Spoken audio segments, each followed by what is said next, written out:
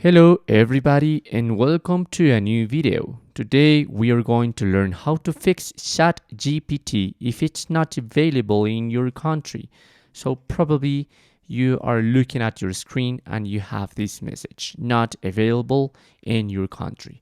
So there are several steps. First of all, you must know that ChatGPT is potentially not available in China, Iran, North Korea, Russia, Venezuela, and Belarus. So if you try to create an account in ChatGPT, probably you are going to be able to select Venezuela as a country.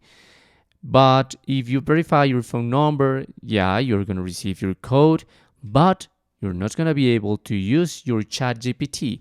Even if you use a VPN, you're not going to be able because your account is linked with a number from Venezuela.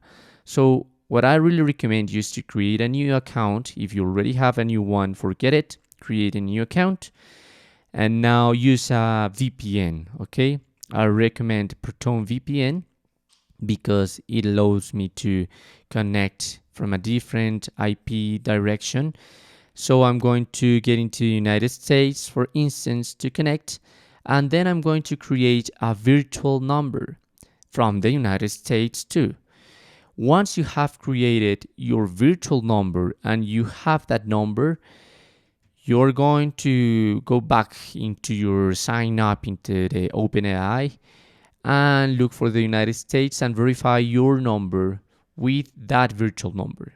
Once you have done that, you're going to be able to use all the features on ChatGPT. And after all this tutorial, I want to recommend you to not forget to activate your VPN. And also, if you want a better and secure and more secure connection, create a new incognito window and open ChatGPT from there. And that's it. That's how you can fix ChatGPT if it's not available in your country.